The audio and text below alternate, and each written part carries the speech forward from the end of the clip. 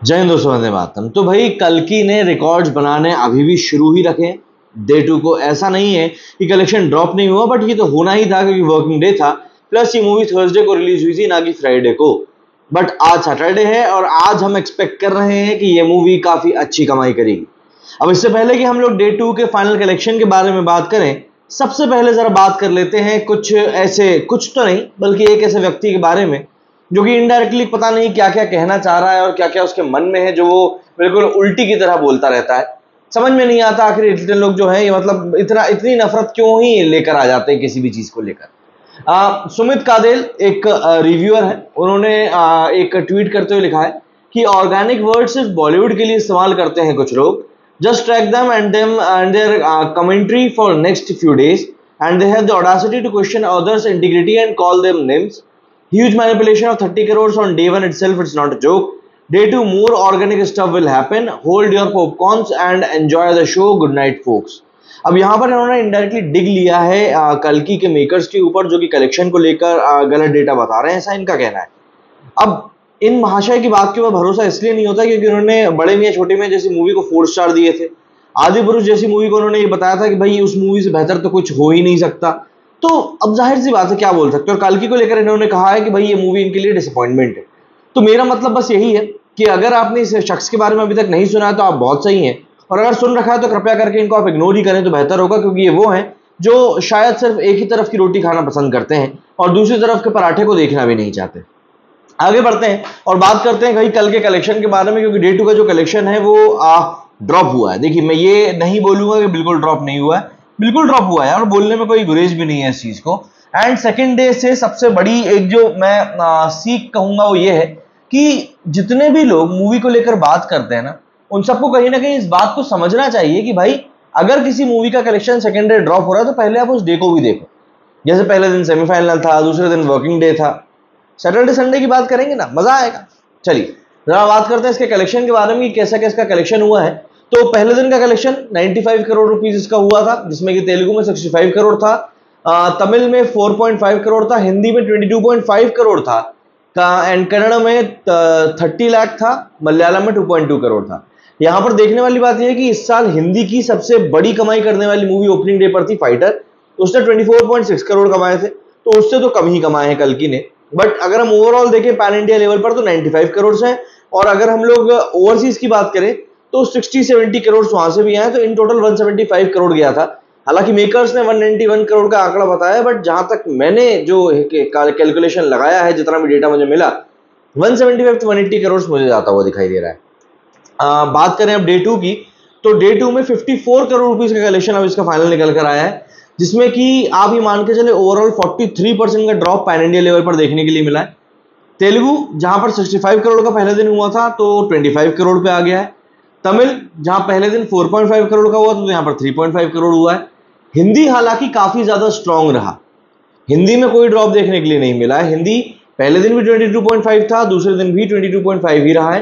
कन्नड़ में थोड़ा सा बड़ा ही है, पहले दिन 30 लाख था, दूसरे दिन 35 लाख हो गया। एंड मलयालम भी मोर ओवर वो ये 2.2 करोड़ एक दिन पहले था और 2 करोड़ दूसरे दिन हो गया है। तो एक तरीके से आप देखें कि सबसे बड़ा जो ड्रॉप आया है वो सिर्फ और सिर्फ तेलुगु में ही आया है और इतना ज्यादा दूसरों में आया नहीं है। एंड उसी से देखिए कितना बड़ा ह्यूज इंपैक्ट पड़ गया है।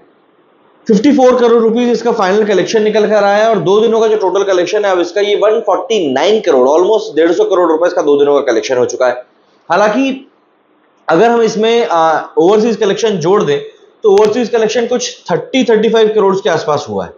तो ऐसे में ये कलेक्शन दूसरे दिन का पहुंच रहा है 80 करोड़ के आसपास, और अगर हम इसके ओवरऑल कलेक्शन की बात करें जो कि 175 करोड़ के आसपास था, वो आप मान सकते हैं कि 280 करोड़ के आसपास जाकर अभी क्लोज हो रहा है।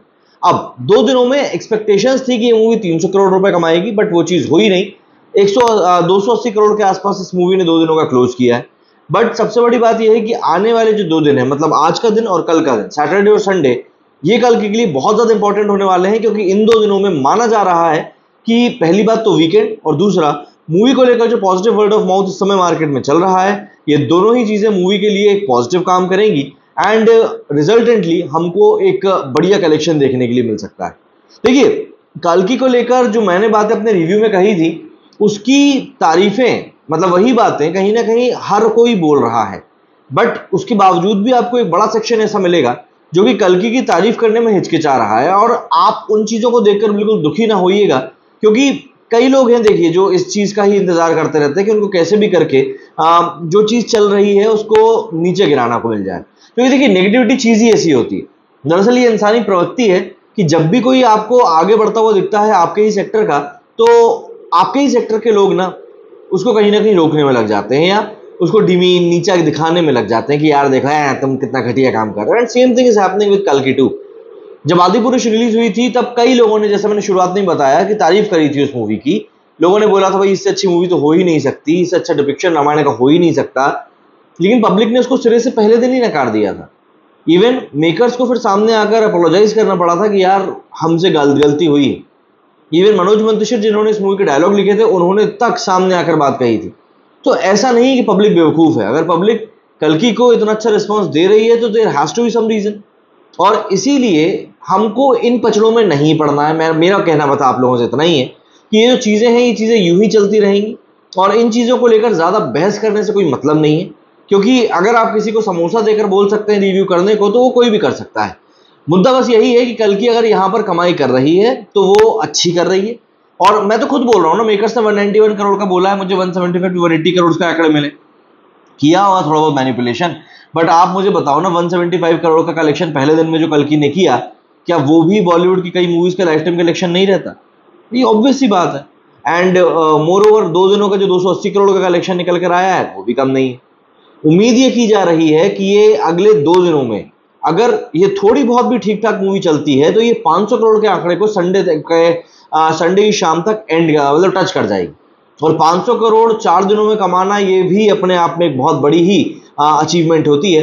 तो हम फालतू की चीज़ों की तरफ, मेरा मतलब सिर्फ इतना है कि ध्यान ना दें, बल्कि मूवी जो एक बहुत अच्छी मूवी बनकर सामने आई है उसकी अचीवमेंट्स के बारे में बात करें, वो शायद बेहतर रहेगा, बशर्ते इसके कि हम ये कोशिश में लग जाएं कि यार कैसे भी करके इस मूवी का कलेक्शन गिर जाए। क्या होता है जब लोगों को अपने घर से ज़्यादा दूसरे के घर में रोशनी दिखती है तो उसको कहीं ना कहीं दुख होता है। एंड यही चीज़ इस समय बॉलीवुड के साथ भी हो रही है, क्योंकि तेलुगु इंडस्ट्री एक के बाद एक ऐसी मूवीज दे रही है जो कि 1000 करोड़ को टच करने का बिल्कुल मादा रखती है। अभी साउथ से पुष्पा भी रिलीज होने वाली है, बट ऑब्वियस सी बात है वो भी एक बहुत बड़ी मैग्नम ब्लॉकबस्टर साबित होने वाली है। तो ऐसे में खिसियाई बिल्ली खम्मा नोचे वाले सिनेरियो तो होता ही है। मैंने मेरे मेन चैनल पर डाला भी था कि कैसे साउथ बॉलीवुड के सामने सर उठाकर खड़ा हुआ है, और कैसे उन्होंने बताया है कि भाई मूवी मेकिंग एक ऐसी आर्ट होती है जिसको कि अगर आप बहुत अच्छे से अपना लें तो आप ऐसा मास्टरपीस बनाकर रख सकते हैं पब्लिक के सामने जो पब्लिक बिल्कुल देखेगी। 4 साल का समय लगा है कल्कि को बनने में, और ऐसा नहीं है कि कल्कि के डेवलपमेंट के टाइम पर इसके ऊपर सवाल नहीं उठे थे। कमल हसन साहब ने जिसमें सुप्रीम यासीन का किरदार निभाया, उन्होंने तक बोल दिया था कि यार ये क्या प्रोजेक्ट बन भी पाएगा। आप मुझे बताइए आप लोगों को क्या कुछ कहना है इस बारे में। मेरे स्टूडियो फिलहाल इतना ही। जय हिंद, जय भारत।